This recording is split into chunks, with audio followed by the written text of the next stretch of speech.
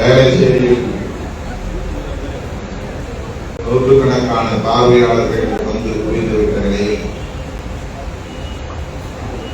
அவர்கள் அனைவரையும் நாம் சந்தித்துவிட்டு இங்கே வந்து சேர்வதற்கு இவ்வளவு நேரம் கடந்துவிட்டது.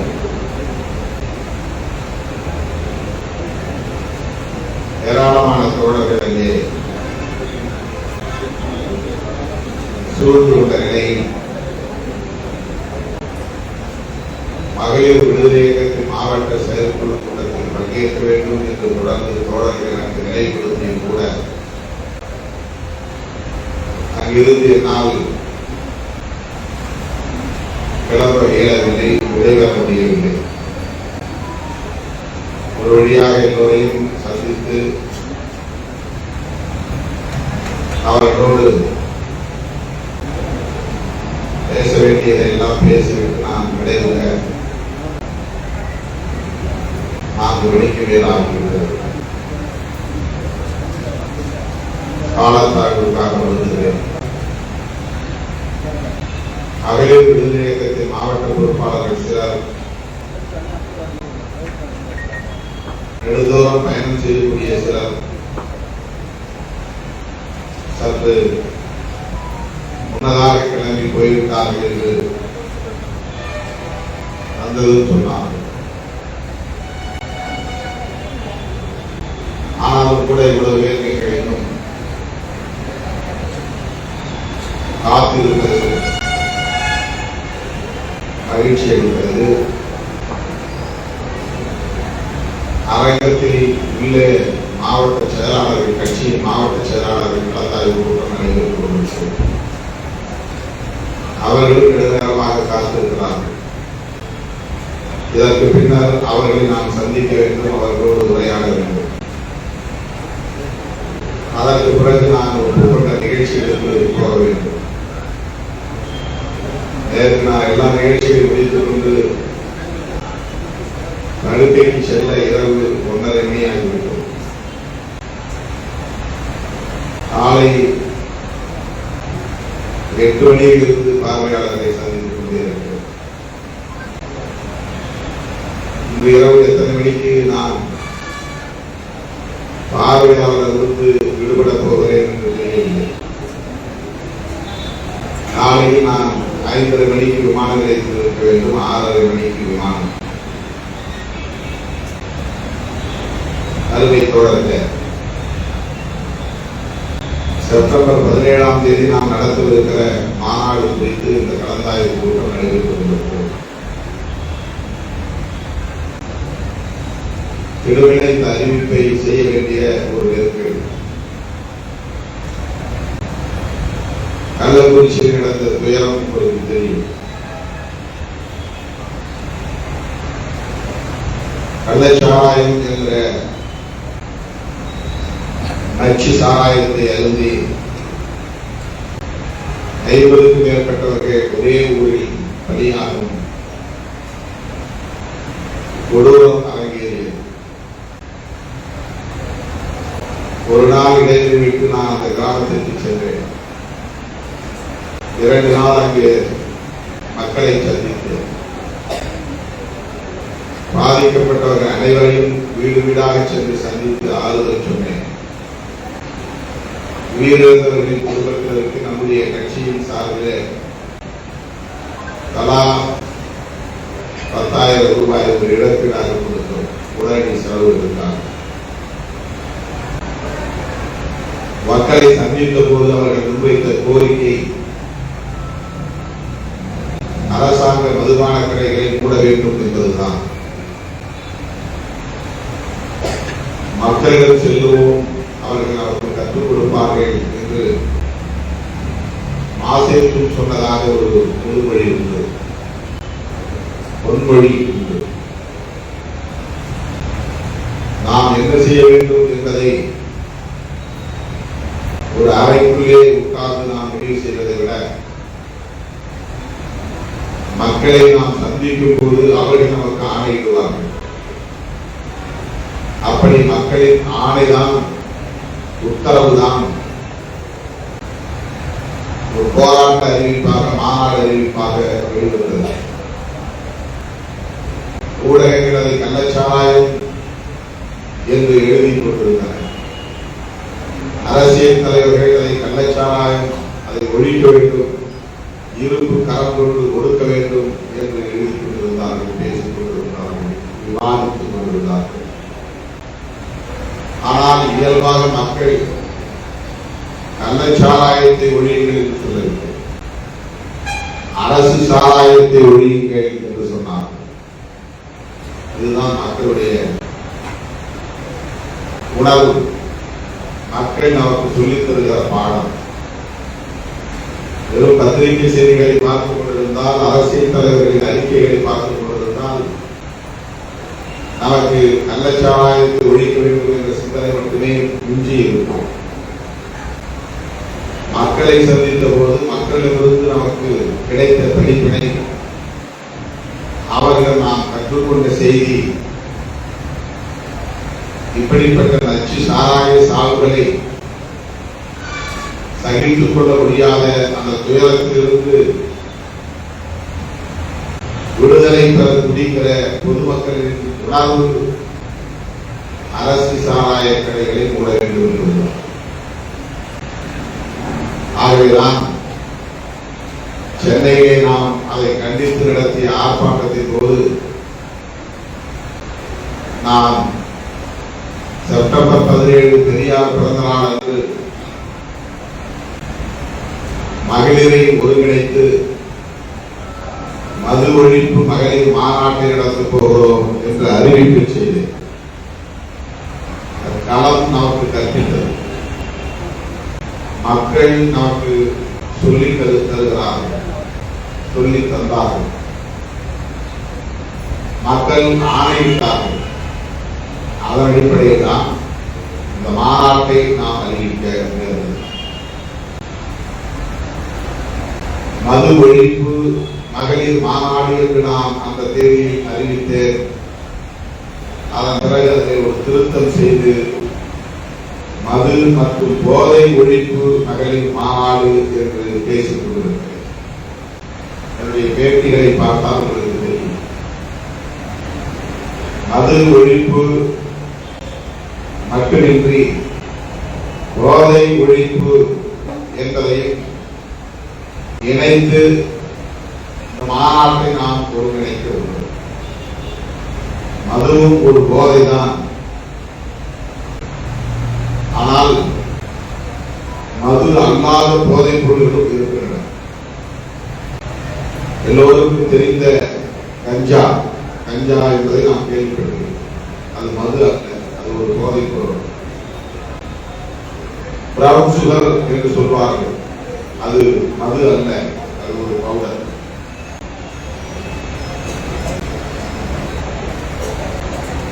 அதை போல மருத்துவத்திற்கு பயன்படுத்தக்கூடிய பல வேதி பொருள்கள்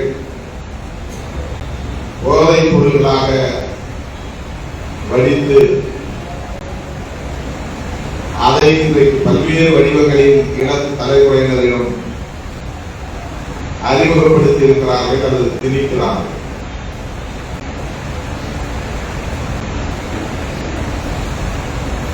சாக்லேட் வடிவத்திலே போதைப் பொருள் இப்போது வருகிறது. ஸ்டிக்கர் வடிவிலே இப்போது போதைப் பொருள் வருகிறது. நாக்கிலே ஒரு ஸ்டிக்கர் மாதிரி ஒட்டி கொண்டால் போதும், சூப் பண்ண வேண்டாம். அதாவது சூப்பி சுவைத்து சாப்பிட தேவையில்லை. நடுநாக்கிலே அதை ஒட்டி கொண்டால் போதை ஏறிக்கொண்டே இயல்பாக பேசிக்கொண்டே இருக்கலாம். ஸ்டிக்கர் வடிவிலே போதைப் பொருள் வருகிறது. கஞ்சா உங்களுக்கு நன்கு பழக்கமான ஒரு சொல் தான். இந்த போதைப் பொருட்கள் எல்லாம் வெறும் நகர்ப்புறங்களில் மட்டுமே ஒரு காலத்தில் இருந்தது. குறிப்பாக சென்னை போன்ற பெருநகரங்களில், குடிசை பகுதிகளில், குப்பங்களில், ஏழை எளிய மக்கள் வசிக்கக்கூடிய வாழ்விடங்களில், பெட்டி கடைகளிலே கிடைக்கும் அல்லது ஏதேனும் வீடுகளில் பதுக்கி வைத்து விற்பனை செய்வார்கள். மது என்பது சாராயம்.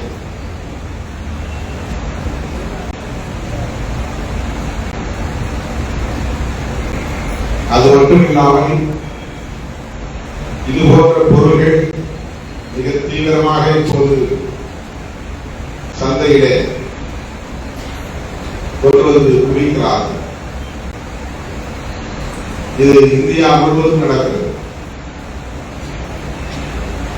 இந்த தொழிலை செய்வதற்கு ஒரு பெரிய வலைப்பின்னல் இருக்கிறது. நெட்வொர்க் சட்டத்திற்கு விரோதமான பொருள். அதனால் சட்டத்திற்கு பயப்படுவது போல பயந்து கொண்டே பயமில்லாமல் இந்த தொழிலை செய்து கொண்டிருக்கிறார்கள். சட்டத்தை மதிப்பது போல் மதித்துக் கொண்டே சட்டத்தை அவமதிக்கிற வகையிலே இந்த செயலை செய்து கொண்டிருக்கிறார்கள். துறைமுகங்களின் வழியாக இந்தியாவுக்குள்ளே போதைப் பொருள்கள் வருகின்றன. விமான நிலையங்களின் வழியாக போதைப் பொருள்கள் வருகின்றன. விமான நிலையங்களிலும் அதிகாரிகள் சோதனை செய்யக்கூடிய அதிகாரிகள் உண்டு. கடல் துறைமுகங்களிலும் சோதனை செய்யக்கூடிய அதிகாரிகள் உண்டு, கஸ்டம்ஸ் அதிகாரிகள். ஆனால் அவர்களையும் தாண்டி போதைப் பொருள்கள் வெளியே வருகின்றன. இந்த போதைப் பொருட்கள் இப்போது பள்ளிக்கூடங்களையும் குறிவைத்து கல்லூரிகளையும் குறிவைத்து விநியோகம் செய்யப்படுகிறது. ஒரு காலத்தில் குடிசை பகுதியில் மட்டும்தான் கிடைக்கும் போதைப் பொருள். கடந்த சில 10 ஆண்டுகளாக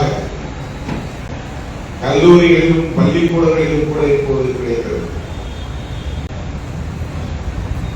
ஆண்கள் மட்டும்தான் போதை பழக்கத்திற்கு ஆளாவார்கள் என்பது கடந்த கால செய்தி. பெண்களும் இப்போது ஆண்களோடு சேர்ந்து மது அருந்துகிறார்கள், போதைப் பொருட்களை உட்கொள்கிறார்கள் என்ற ஒரு பரிணாமம் உருவாகி இருக்கிறது, ஒரு வளர்ச்சி உருவாகி இருக்கிறது. இது மிகவும் ஆபத்தானது. போதை பழக்கம் என்பது மனிதனை அடிமைப்படுத்துகிற ஒரு ஆபத்தான பொருளாகும். எந்த பொருளை நாம் உட்கொள்கிறோமோ அந்த பொருளுக்கு மனிதன் அடிமையாகிறான், ஆணும் பெண்ணும். அது இல்லாமல் அவர்களால் இருக்க முடியாது.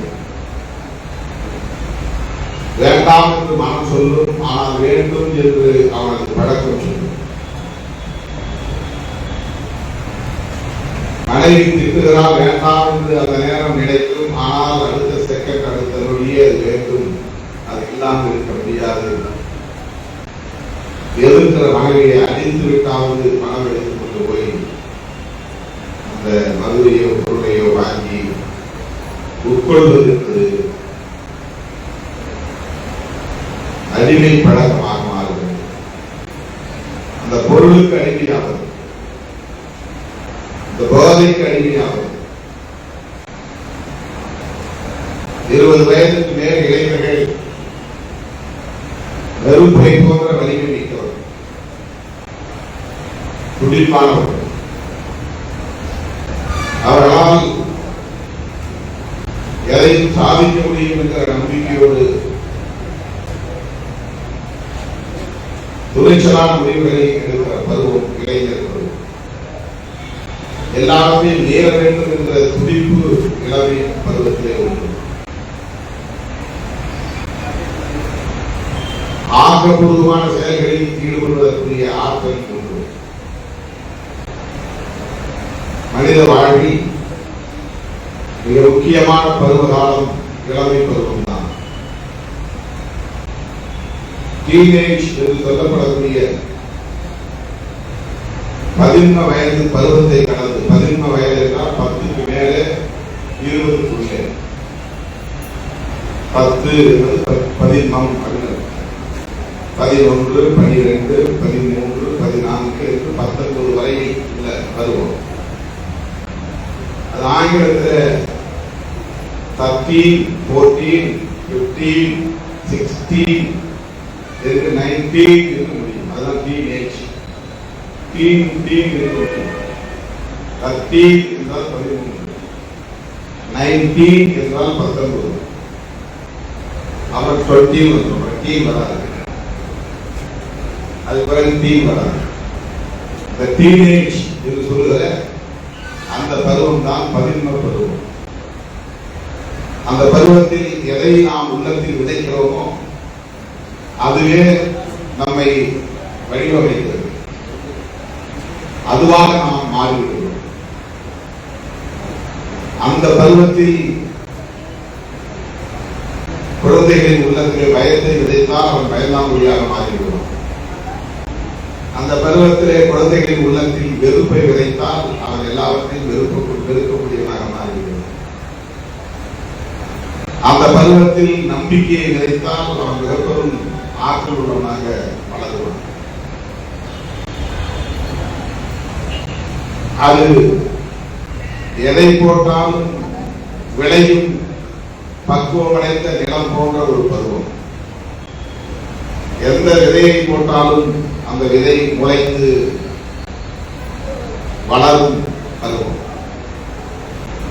அந்த பருவத்திலே கல்வி மிக முக்கியமானது.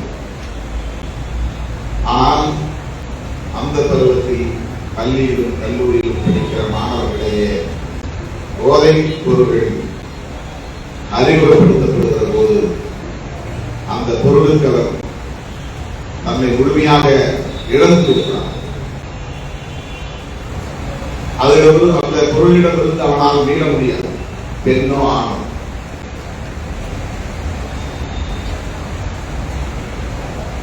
போதைப் பொருட்களை ஊசியாக கூட நேரடியாக போட்டுக் கொள்கிறார். கத்தரின் என்ற ஒரு ஊசி இருக்கிறது. அந்த ஊசியை போட்டுக் கொண்டால் அவன் வேறொரு உலகத்திலே நடந்து கொண்டிருப்பான். நிகழ் உலகம் அவனுக்கு தெரியும். அவனுக்கு எந்த மன உளைச்சலும் இருக்காது, கவலை இருக்காது. இவ்வளவு வேலைகள் பெண்டிங் நிலுவையில் இருக்கிறது, வேலை முடியவில்லை என்ற கவலை வராது. பிள்ளைகளை பற்றிய சிந்தனை வராது, பெண்ணாட்டியை பற்றிய சிந்தனை வராது. உளவியலாக பாதிக்கப்படும் நிலை ஏற்பட்டுள்ளது. இந்த இளமைக்கு உள்ள திறமை பாழ்பட்டுள்ளது.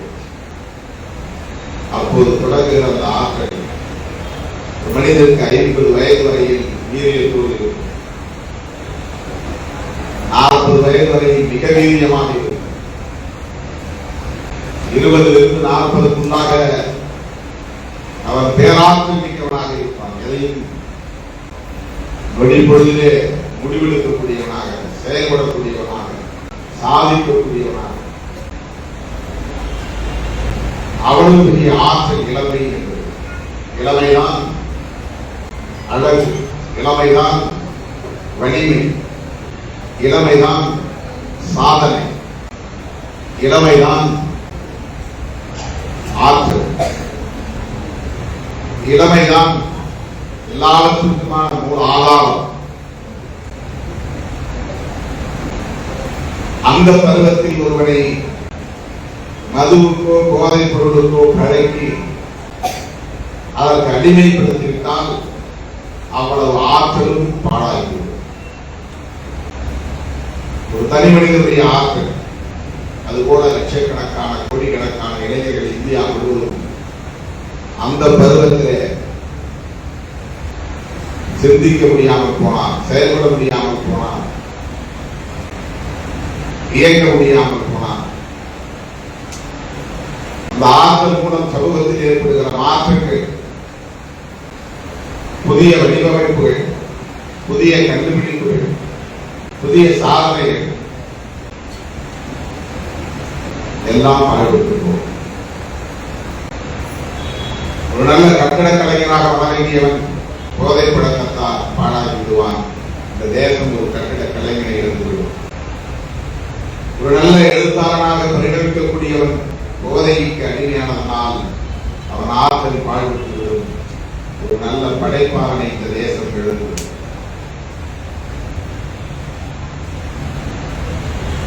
ஒரு நல்ல பேராசிரியராக வர வேண்டியவனை போதை பழக்கம் ஆட்கொண்டு விட்டால்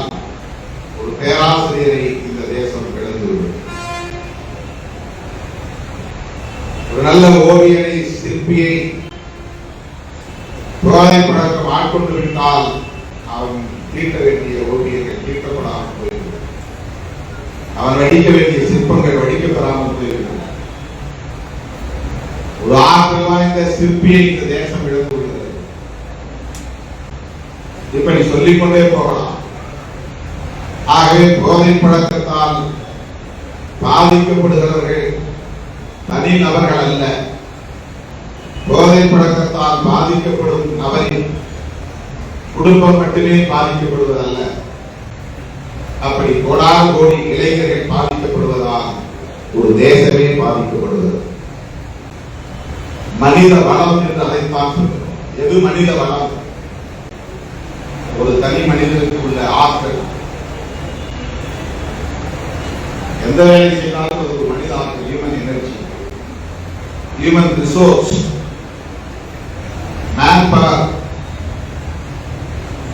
பெருக்கிறது கூட ஒரு ஆற்றல் தான். சுத்தம் செய்வது ஒரு ஆற்றல் தான். ஒரு திறன், ஒரு ஸ்கில். நாற்காலி செய்வது ஒரு ஆற்றல். எலக்ட்ரிஷியனாக வருவது ஒரு திறமை. பிளம்பராக ஒருவன் தன்னை ஆளாக்கிக் கொள்வது ஒரு திறமை. இவர்களெல்லாம் எங்கிருந்து எந்த பருவத்திலிருந்து முளைக்கிறார்கள்? இளம் பருவத்திலிருந்து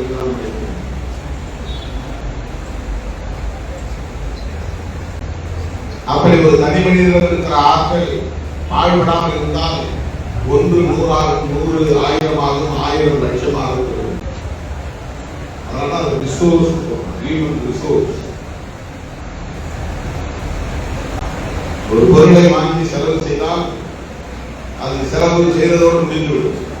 அதற்கு பிறகு அது இன்னொரு விலையை தராது என்றால் அது ரிசோர்ஸ் அல்ல. ஒன்று செலவு செய்தாலும் அது மறுபடியும் பல மடங்கு பெருகும். அதான் ரிசோர்ஸ். ஒரு விதையை போட்டால் அது மரமாகி பூ பூத்து ஆயிரக்கணக்கான காய்கள் காய்த்து பழுத்து ஆயிரக்கணக்கான விதைகளை, ஒரு விதையிலிருந்து ஆயிரக்கணக்கான விதைகள் வரும். ஒரு விதையிலிருந்து ஆயிரக்கணக்கான விதைகள் தோன்றுவதற்கு அந்த விதை ரிசோர்ஸ் ஆகும், மூல ஆதாரமாக இருக்கும். ஆகவே ஒரு தேசத்தின் மூலாதாரம் என்பது மனித வளம் தான், ஹியூமன் ரிசோர்ஸ் தான். கனிம வளம் இருப்பதை போல மனித வளம். பூமிக்கு அடியிலே குவாரி கற்கள் இருக்கின்றன, கனிம வளம். அதை வெட்டி அதை செதுக்கி அதை பாலிஷ் போட்டால் டைல்ஸில், மார்பிள், கிரானைட் இது வியாபாரம் நடக்கிறது. வீடுகளிலே பல விழுது. அது இயற்கை வளம், நேச்சுரல் ரிசோர்ஸ். ஆனால் அதை உடைக்க முடியும், பாறைகளை உடைக்க முடியும். உடைத்த பாறைகளை பாகம் பாகமாக, பகுதி பகுதியாக செதுக்கி பாலம் பாலமாக எடுத்து அதை கிரானைட்டுகளாக மாற்ற முடியும், மார்பிள்களாக மாற்ற முடியும். அதில் வண்ண வண்ணமான டிசைன்களை போட முடியும், கண்கவரும் வகையிலே வடிவமைக்க முடியும். இதையெல்லாம் செய்கிற ஆற்றல் மனித வளம். அப்படிப்பட்ட ஆற்றல் வாய்ந்த மனிதர்களை போதைக்கு பழக்கப்படுத்தினால் அவனால் அதை செய்ய முடியும். அவன் மூளை பாடுபட்டு விடுகிறான், அவன் நிலை குறைந்து விடுகிறான், அவன் தடுமாறி போகிறான். இப்படி ஒவ்வொரு வீட்டிலிருந்தும் 2 பேர் 3 பேர் அல்லது வீட்டுக்கு ஒருவர் பாதிக்கப்பட்டால் இந்த தேசத்திற்கு பாதிப்பா இல்லையா என்பதை யோசிக்கிறேன். மனித வளத்திற்கு ஏற்படுகிற பெரிய பாதிப்பு. ஆகையினால்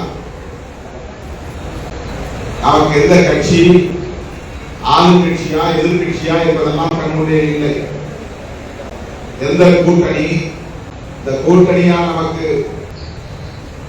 லாபமா நட்டமா என்றெல்லாம் கணக்கு எதுவும் கிடையாது. எப்போது தேர்தல் வருகிறது, அந்த அந்த தேர்தலில் நாம் எப்படி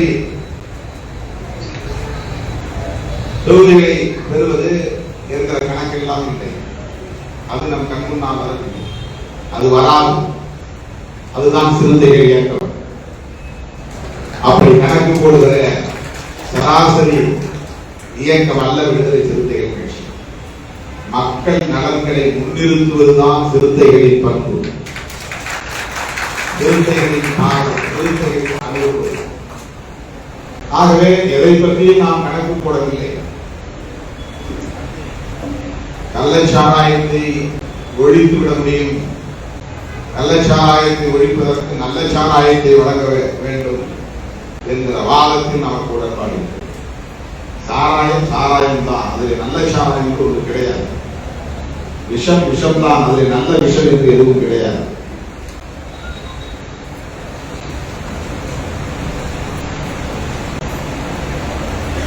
சாராயம் என்பது விஷம் தான், அதில் எப்படி நல்ல விஷம் என்று ஒன்று இருக்க முடியும்? ஆகவே திருட்டுத்தனமாக காட்சிகிற சாராயமாக இருந்தாலும், சட்டபூர்வமாக காட்சிகிற சாராயமாக இருந்தாலும், சாராயம் இரண்டும் போதையை தருகிறது. போதை மனிதனை அடிமையாக்குகிறது. அந்த அடிமைப்படுத்துகிற பழக்கத்தால் மனித வளம் சேதமடைகிறது. மனித வளம் பாழாவதால் நாடு பாதிக்கப்படுகிறது. எனவேதான் மதுவையும் ஒழிக்க வேண்டும். மது போல போதை தருகிற எல்லா போதை பொருள்களையும் ஒழிக்க வேண்டும். இது முடியுமா? பிராக்டிகலா நடைமுறையில் சாத்தியமா? சாத்தியம் என்றால் செய்யலாம், இல்லை என்றால் செய்ய வேண்டாம். இப்படி ஒரு வாதம் பலரால் முன்வைக்கப்படுகிறது. சாத்திய கூறுகளை பார்த்து வேலை திட்டத்தை வரையறுக்க வேண்டும் என்பதிலே யாருக்கும் மாற்று கருத்து இல்லை. அது கட்டாயம் தேவை. ஆனால் எந்த காலத்திலும் அதை சாதிக்கவே முடியாது. எனவே அதை பற்றி நாம் பேச வேண்டாம் என்று இது போன்ற பிரச்சனைகளில் நாம் ஒரு முடிவுக்கு வந்துவிட முடியாது. தொடர் பிரச்சாரம் தேவைப்படுகிறது, தொடர் முயற்சி தேவைப்படுகிறது. சாதியை ஒழிக்க முடியுமா? மேம்போக்காக சொன்னால் ஒழிக்க முடியாது. ஆனால் சாதியை ஒழிக்க வேண்டிய தேவை இருக்கிறதா? இருக்கிறது. அப்படி என்றால் என்ன செய்ய வேண்டும்? சாதி ஒழிகை என்று தொடர்ந்து சொல்ல வேண்டும். அதற்கான வேலை திட்டங்களை வரையறுக்க வேண்டும். கடந்த காலங்களில் அந்த முயற்சியெல்லாம் நடந்து தோற்று போயிருக்கிறதே, தோற்று போகவில்லை. அது இன்னும் இறுதி யுத்தத்திற்கே வரவில்லை. இறுதி யுத்தத்திற்கு வந்தால்தான் தோற்று போகும். விளையாட்டு குவார்டர், செமி ஃபைனல், அப்படிதான் ஃபைனல். எல்லாத்தையும் ஒரு ஸ்டேஜ். குவார்டருக்கு முன்னாலே ப்ரீ குவார்டர், அதுக்கு முன்னால ரெண்டு டீம் விளையாடுவோம். அப்பதான் அதுல ஜெயிச்சு வரவங்கள குவார்டர்ல வருவாங்க, அதுல ஜெயிச்சு வரவங்கள செமியில் இருக்கும். செமினா அரை, அதுல ஜெயிச்சு வரவங்க அரை இறுதி, அதான் செமி ஃபைனல். அதுல ஜெயிச்சு வரவங்க தான் ஃபைனல் இருப்பாங்க. ஸ்டேட் லெவல் காம்படிஷனோ நேஷனல் லெவல் காம்படிஷன். சாதி ஒழிப்பு கடத்துல நாங்கள் எல்லாமே ப்ரீ கேஜி லெவலில் இருக்கோம், ப்ரீ குவார்டர் லெவலில் தான் இருக்கும். உடனே என்னாச்சு, ரிசல்ட் ஒன்றும் இல்லையே அப்படின்னு நமக்கு ஆரம்பிச்சு.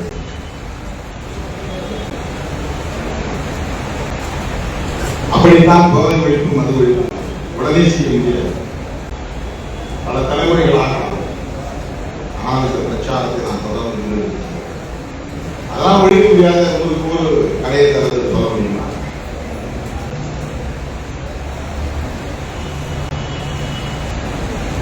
$150, $200, $300 விளைவிக்கிறதுனால தான் போய் $50, $60 நல்ல சாராயம் குடிக்கலாம் அப்படின்னு ஒரு வாரம். சரி, அப்படின்னா அதுக்காக என்ன பண்றது? அரசு சாராயத்தை $50 கொடுக்கணுமா? அவன் அரசு சாராயத்தை மலிவு விளைவிக்கலாம். அப்படின்னா யாரும் நல்ல சாராயத்தை போக மாட்டாங்க. இப்படி நான் பாருங்க முடியுமா?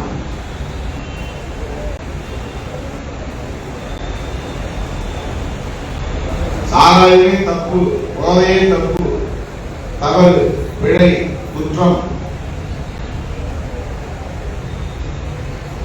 அதை எதிர்த்து தொடர்ந்து பிரச்சாரம் செய்து கொண்டே வர வேண்டும். அப்போதுதான் புதிய தலைமுறையினராவது ஐயோ அந்த குற்றை செயல் அது வேண்டாம் என்ற நிலைப்பாட்டுக்கு வருவாங்க. ஏன்னா அப்ப குடிக்கலாம் நானும் குடிக்கிற நிலைக்கு அது ஒரு பொது அங்கீகாரத்தை பெற்றதாக மாறுகிறது. சட்டப்பூர்வமான அங்கீகாரம் வழங்கி அது ஒரு பெரிய குற்றை செயல் எல்லாம் இல்லை என்ற ஒரு பொது கருத்தை நிலைவர செய்து யாரும் எப்போதும் எங்கேயும் எந்த இடத்திலும் அதை உட்கொள்ளலாம் என்கிற நிலைப்பாட்டை எடுப்பது சமூகத்திற்கு பெரும் கேடு. அதனால் யார் அதிகம் பாதிக்கப்படுகிறார்கள், எவ்வளவு பெரிய பாதிப்பு. ஒரு இடத்தில் எழுச்சியை தடுப்பதற்கு அல்லது ஒரு சமூக புரட்சியை தடுப்பதற்கு ஆளும் வர்க்கத்தை சார்ந்தவர்கள், ஆட்சியாளர்கள் இளம் தலைமுறையினரின் கவனத்தை திசை திருப்ப திட்டமிட்டே போதை பழக்கத்தை அறிமுகப்படுத்துவார். நீங்களே ஈழத்தில் நடக்கிறது யங்ஸ்டர்ஸ் மத்தியில ரொம்ப ஈஸியா போதை பொருட்கள் விநியோகமான. ஏன்னா அவங்க மறுபடியும் இட விடுதலைங்கிற உணர்வு வந்துடக்கூடாது, ரீகுரூப்பிங் ஆகக்கூடாது, இவ்வளவு பெரிய படுகொலை நடந்துவிட்டதா என்ற ஆத்திரம் அவனுக்கு வந்துவிடக்கூடாது. ஆளும் வர்க்கத்தை எதிர்த்து போராட வேண்டும் என்ற போர்க்குணமுள்ள தலைமுறை உருவாகிவிடக்கூடாது. முறையிலே கிள்ளி எறிய வேண்டும். படிக்கிற வயசிலேயே பள்ளிக்கூடங்களிலேயே பிரபுத்துவம் கொண்டு போய் விநியோகம் செய்யும். அதற்கு நிறைய கேங் உருவாகலாம். அது ஒரு நெட்டு போயிடும். அதுதான் மாஃபியா கும்பல் சொல்லுவாங்க. அது ஓப்பனா இருக்காது, ஆனா அது இயங்கிக் கொண்டே இருக்கும். மக்களுக்கு தெரியும்.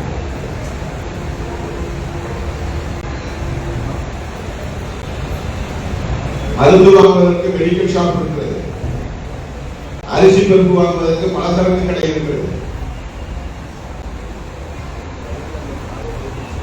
நோட்டு புத்தகங்கள் வாங்குவதற்கு ஸ்டேஷனரி இருக்கிறது,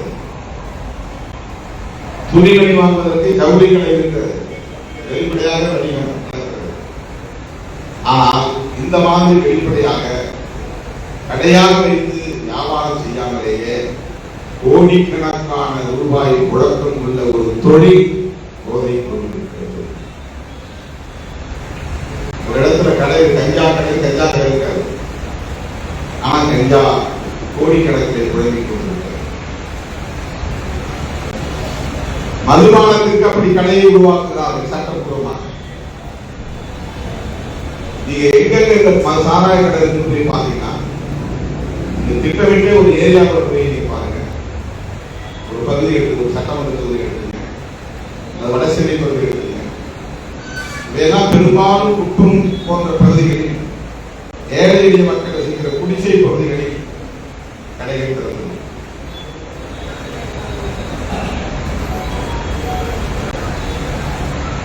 சொல்லி எங்க கிடைக்கும், கஞ்சா எங்க கிடைக்கும்.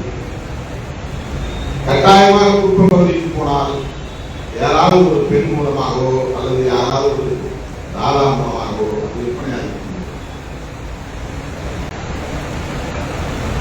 அரசு அல்லது ஆட்சியாளர்கள் காலம் காலமாக இது போன்ற நடவடிக்கைகளுக்கு தெரிந்தோ தெரியாமலோ விரும்பியோ விரும்பாமலோ மறைமுகமாகவோ நேர்முகமாகவோ அதை ஆதரித்தே வந்திருக்கிறார்கள் என்பது நான் வரலாறு. இது எல்லா காலத்திலும் நடந்திருக்கிறது. ஒரு குறிப்பிட்ட ஆட்சி காலத்தில் மட்டுமல்ல, ஒரு குறிப்பிட்ட மாநிலத்தில் மட்டுமல்ல. அதனால்தான் விடுதலை சிறுத்தைகள் கட்சி மது விலக்கை தேசிய கொள்கையாக ஏற்க வேண்டும். இந்தியாவில் எல்லா மாநிலங்களிலும் மதுபான கடைகள் மூடப்பட வேண்டும் என்று சொல்ல முடியுமா? பெரும்பான்மை மக்களின் கருத்தாக மாறினால் முடியும். எதுவுமே பெரும்பான்மை மக்களின் கருத்தாக மாறினால் அது சாத்தியம். பெரும்பான்மை மக்களின் கருத்தாக மாற்றுவதற்குத்தான் போராட்டம், பெரும்பான்மை மக்களின் கருத்தாக மாற்றுவதற்குத்தான் மாநாடு. குறுகிய கால இடைவெளிதான் வேறு வழி இல்லை. அதன் பிறகு கட்சி மறுசீரமைப்பு நடவடிக்கைகள், அதன் பிறகு 2026 சட்டமன்ற பொதுத் தேர்தல். ஆகவே ஒரே மாத இடைவெளியில் நாம் ஆகஸ்ட் 17 இருந்து செப்டம்பர் 17 வரை ஒரு மாத கால இடைவெளியில் பரப்புரைகளை மேற்கொண்டு குறைந்தது 5 லட்சம் பெண்களை திரட்டுகிற வகையிலே நாம்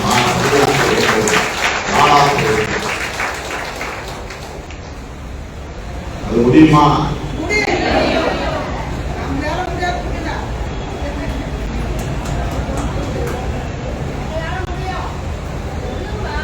நாடே திரும்பி பார்க்கக்கூடிய வகையில் வெல்லும் ஜனநாயக மாநாடு உள்ளது.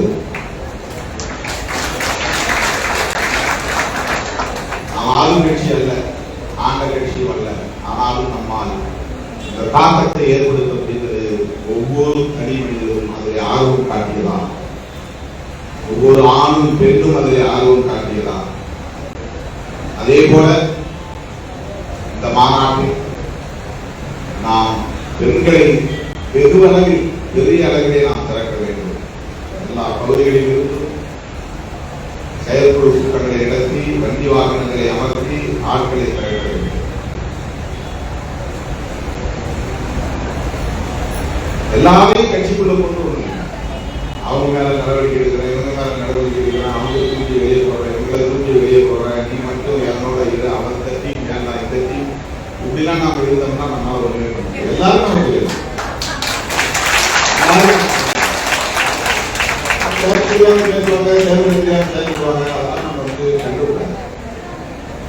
அரசியல் உருவாகிற முதல் தலைமுறையா எல்லாருமே முதல் தலைமுறை தானே.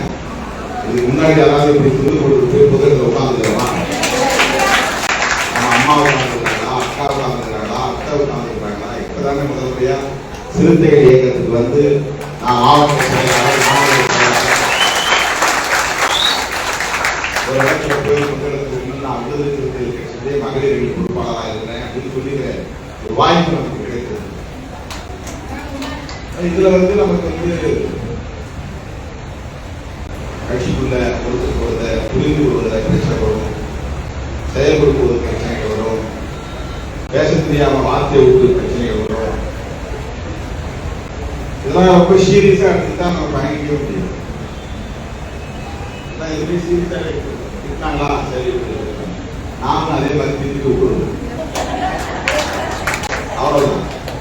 அதை மனசுல வச்சுக்கிட்டு பழிவாங்க கூடாது. பார்க்கிறேன் தீர்க்கிறேன் அப்படின்னா முடியாது. சண்டை போட்டு விட்டுறோம், இல்லைன்னா மன்னிச்சு விட்டுறோம், அதே மாதிரி திருப்பி விட்டுருவோம்.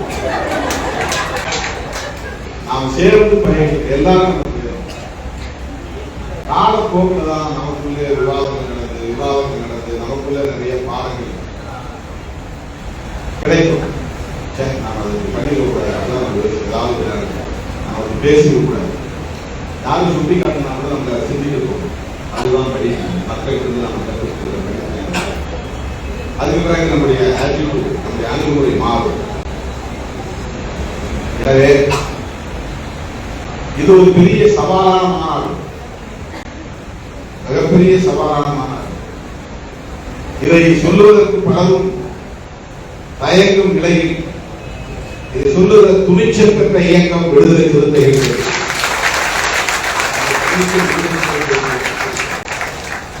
தேர்தல் அரசியல் ஈடுபடாதவங்க யாரும் சொல்லிட்டு போயிடலாம், அவங்களுக்கு பிரச்சனை கிடையாது.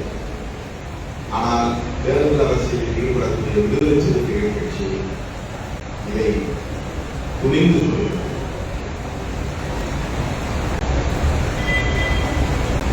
தடையை போடுறதுங்கிறது நாம போகிற போக்கில் சொல்லிட்டு போற ஒரு கோயில். ஆனா மூட வேண்டும் என்ற ஒரு முடிவு எடுப்பது ஒரு பெரிய டெசிஷன், பெரிய அவர் சீக்கிரம் பெரிய. ஏன்னா அதனால் ஒட்டுமொத்த கவர்மெண்ட் மிஷனரியே அதற்கேற்ப வடிவமைக்கப்பட்டு அதுக்கு பல ஐஏஎஸ் அதிகாரிகள் போடப்பட்டிருக்கிறாங்க. அவங்க வாரந்தோறும் கூட்டம் போட்டு இந்த வாரத்தில் எவ்வளவு விற்பனை ஆயிருக்கு, எவ்வளவு இது லாபம் கிடைச்சதுன்னு கணக்கு பார்ப்பாங்க.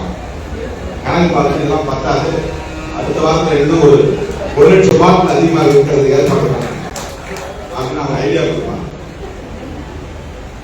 கூட்டம் போட்டு பேசுவாங்க. அது ஒரு ஸ்ட்ரக்சர். ஐஏஎஸ் அதிகாரிகள் ஐபிஎஸ் அதிகாரி வரையில் அதுக்குன்னு எக்யூப்மெண்ட் வச்சிருக்காங்க. எல்லா கடைகளையும் வந்து கேட்டா கிடைக்கிறதுக்கு சப்ளை பண்ணா அதுக்கு நிறைய கம்பெனினா அவங்களுக்கு லைசன்ஸ் கொடுக்கும். அவன் வந்து பெரிய பெரிய பிளான்ட், அவன் சோர் பேக்கெட்ல வந்து மொலாசஸ் வாங்கி வந்து ஒரு கம்பெனியில ஆயிரக்கணக்கான வேலைக்கு போட்டு அதுக்கு சில அதிகாரிகள் போட்டு வர்க்கர்ஸ் வச்சு இரவு பகலா உட்கார்ந்து அந்த வேலையை செஞ்சு அவங்க தயாரிச்சு இதுல எவ்வளவு ஆட்கள் ஆகுது, இதுல எவ்வளவு ஆட்கள் ஆகுது, ஒவ்வொருத்தரும் தனித்தனி பேர் வச்சு ஒவ்வொருத்தரும் தனித்தனி பேட்டர்ன்ஸ் தயார் பண்ணி ஒவ்வொருத்தரும் தனித்தனி லேபர் தயார் பண்ணி கவர்ச்சியான லேபர்லாம் தயார் பண்ணி அதை பாட்டில ஊற்றி அதை கார் போட்டு மூடி லேபர் போட்டு ஒட்டி அதை நல்லா அழகாக பேக் பண்ணி அதை ஒவ்வொரு கடைக்கும் கொண்டு போய் அவங்க வந்து டிஸ்ட்ரிபியூட் பண்ணணும். அவ்வளவு பெரிய வேலை இருக்கும், எவ்வளவு பெரிய நெட்வொர்க். இங்க ஒரு கடை மூடுன்னு நாம் சொன்னா ஏகப்பட்ட ஆலைகளை மூடணும். அதை உற்பத்தி செய்யக்கூடிய பெரிய பெரிய ஆலைகள், கடைகளை வேலை செய்யற டாஸ்மாக் தொழிலாளர்களுக்கு வேலை போயிடும். சாராயத்தை உற்பத்தி செய்யக்கூடிய ஆலைகளை வேலை செய்யக்கூடிய தொழிலாளர்களுக்கு வேலை போயிடும், அதிகாரிகளுக்கு வேலை போயிடும். அதுக்கு அவன் பல ஏக்கர் நிலத்தை பிடிச்சி விலைக்கு வாங்கி கட்டின கற்கடைகள் எல்லாத்துக்கும் கொடுக்கும். சாதாரணமான விஷயம் தானே கிடையாது, பெரிய முடிவு. அப்ப இந்த முடிவை எடுக்கிறதுக்கு அவ்வளவு ஈஸியா அதிகாரிகள் ஆட்சியாளர்கள் முன்வர மாட்டாங்க. பிராக்டிகலா நமக்கு தெரியும் நடைமுறைகள். ஆனால் அதற்காக இதை நாம் அனுமதிக்க முடியுமா? இதனால் வருகிற லாபத்தை விட இதை மெயின்டைன் செய்வதற்கு பராமரிப்பதற்காக செலவு கூடும்.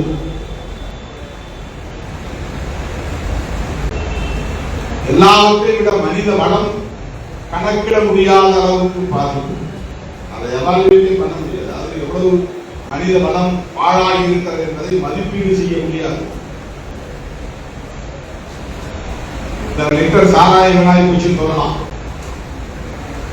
ஆனால் இவ்வளவு மனித ஆற்றல் வீணாகி போயிருக்கிறது என்று சொல்ல முடியாது. கணக்கிடவே முடியாத நதிக்கு மனித வளம். ஆகவே நாம் இந்த போராட்டத்தை ஒரு மாநாடாக நடத்துகிறோம், இந்த மாநாட்டை ஒரு போராட்டமாக நடத்துகிறோம் என்பதை நாம் புரிகிறோம். எனவே இந்த புரிதலோடு நீங்கள் வேகமாக ஒவ்வொருவரும் ஒரு குழுவாக கடந்து இறங்க வேண்டும். மக்களை சந்திக்கிற, மக்களை தேடுகிற, மக்களிடத்தில் பிரச்சாரம் செய்கிற குழுவாக நீங்கள் பணியாற்ற வேண்டும். உங்க ஏரியா வேற எதுவும் வேற மாவட்டத்தில் உங்க ஏரியாவில் எத்தனை கிராமங்களுக்கு போறீங்க, எத்தனை இடங்கள்ல மக்களை சந்திச்சு, எத்தனை வண்டியை வந்து புக் பண்ண போறீங்க, அந்த வண்டியை எவ்வளவு பேர் அழைச்சிட்டு வரணும், அவரை பாதுகாப்பாக அழைச்சிட்டு வரணும், பாதுகாப்பாக கொண்டு போய் விடணும். அதுதான் அவங்களுக்கான வேலை. எனவே 17ஆம் தேதி என்னுடைய பிறந்த நாளுக்கு பிறகு நான் ஒரு செயற்திட்டம் வரையறுத்து தமிழ்நாடு முழுவதும் ஒரு சுற்றுப்பயணம் மேற்கொள்ள இருக்கிறேன். மண்டல அளவிலான கூட்டம், மகளிர் விடுதலை இயக்கத்தினுடைய கூட்டம் நடக்கும். அந்த கூட்டத்தை நான் கலந்து கொள்வேன். 5 மாவட்டம் 6 மாவட்டம் நிகழ்ச்சி, மேற்கு மண்டலம், தெற்கு மண்டலம், டெல்டா மண்டலம், வடக்கு மண்டலம் என்று ஒரு 5-6 இடங்களிலே கூட்டம் போட்டு அங்கே வந்து இதே மாதிரி உங்களுடைய நேரம் பேசி மாநாட்டுக்கு உங்களை தயார்படுத்துவதற்குரிய ஒரு பயணமாக அந்த பயணம் அமையும் என்பதை இந்த நேரத்தில் சொல்லிக்கொள்ள கடமைப்பட்டிருக்கிறேன். நாம் எடுத்து வைக்கிற முதல் அடி தேசிய அளவில் பெரும் தாக்கத்தை ஏற்படுத்த வேண்டும். இதை நாம் தொடர்ந்து பரப்புரையாக மாநாட்டோடு முடித்து விடாமல் தொடர்ந்து பரப்புரையாக, ஏன்னா ஒரு ஊருக்குள்ள போனா 100 பேர் வந்து நிற்கிறான், 100 பேர்ல கிட்டத்தட்ட 40 பேர் அப்படியே நிற்க முடியாம ஆடுறான், தலைவர் நிற்கிறான், அப்படியே மேல மிதக்கிறான், கண்ணெல்லாம் சொல்லுது, நாக்கெல்லாம் குழது, கீழே விழுந்து எழுதலாம். எவ்வளவு பெரிய நகைக்கக்கூடிய விஷயம் இல்லை, வேதனைக்குரிய விஷயம். இந்த நாளில் அவனுடைய பெற்ற பிள்ளைகளும் அவனை மதிக்காது, கட்டிய மனைவியும் மதிக்காது, அவனுடைய சமூக மதிப்பிழந்து போவான். எப்படி நாம் வேடிக்கை பார்க்க முடியும்? தேர்தல் கணக்கோ கூட்டணி கணக்கோ முக்கியமில்லை, மக்களை பாதுகாப்பதுதான் முக்கியம், நாட்டை பாதுகாப்பதுதான் முக்கியம். மனித வளத்தை பாதுகாப்பதுதான் முக்கியம். அந்த அடிப்படையில் தான் இந்த மாநாட்டை நான் அறிவித்திருக்கிறேன். இந்த மாநாட்டை வெற்றி பெற செய்ய வேண்டியது உங்கள் பொறுப்பு என்பதை சொல்லி